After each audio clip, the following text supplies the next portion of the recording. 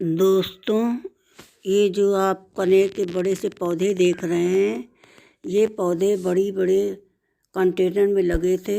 उनको आज मैंने बाहर बड़ी मुश्किल से निकाला है और इसी के बारे में आज कितनी मशक्क़त के बाद इसको निकाला और कैसे इतने बड़े पौधों को निकालना चाहिए, इसके बारे में हम आप लोगों को जानकारी शेयर करेंगे। ये पौधे बहुत बड़े कंटेनर में दोनों अलग अलग लगे थे। एक ये जो पहला मैं निकाल रही हूँ, ये कूलर की टंकी में, आधी टंकी में लगा हुआ था। बारिश हुई तो पानी की वजह से हमारी ये टंकी काफ़ी गीली हो गई थी, मिट्टी। तो मैंने सोचा ये फरवरी का महीना भी है और मिट्टी भी इसकी पोली हो गई, तो मैं इसको बाहर निकालूँ। लेकिन ऑफ कैमरा में मैंने इसको खूब मेहनत से खींचा है और अब आपके सामने एक हाथ में कैमरा लिए हूँ और एक हाथ में ये पौधा मैंने बाहर बड़ी मुश्किल से निकाला है।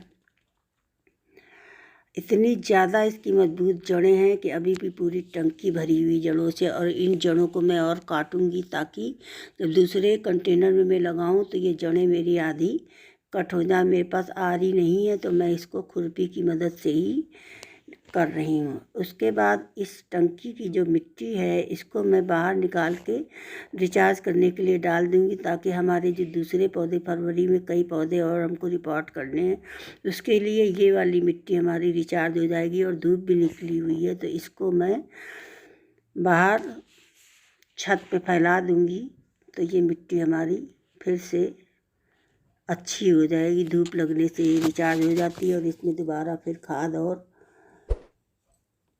खली अली मिलाकर हम इसको दूसरी मिट्टी तैयार कर लेंगे। इतनी मेहनत मैंने सोची नहीं थी जितनी मेहनत इसमें लग गई। बहुत बड़ी जड़ हो गई थी इसकी। अब ये दूसरा कंटेनर जो मेरा ड्रम में लगा हुआ है, ये मैंने 4 ईंटें चारों तरफ लगा के इस पौधे को लगाया था। तब भी इस पौधे की जड़ें जो हैं इतनी टाइट हो गई हैं कि बहुत मुश्किल से काटने के बाद सोचती हूँ कि अब निकल आएगा, तो फिर नहीं निकला, तो फिर कटिंग करो। चारों तरफ से कटिंग कर करके इतनी मेहनत लग गई, इतनी मैंने सोची नहीं थी। और बहुत ज़्यादा टाइम भी इसमें हमने लगाया हुआ है। अब जाके ये पौधा शायद निकल आए, लेकिन अभी भी नहीं निकल रहा। अभी भी इसमें थोड़ी कसर बाकी है। काफ़ी मेहनत करने के बाद अब आखिर में मेरे दोनों पौधे बाहर आ गए हैं।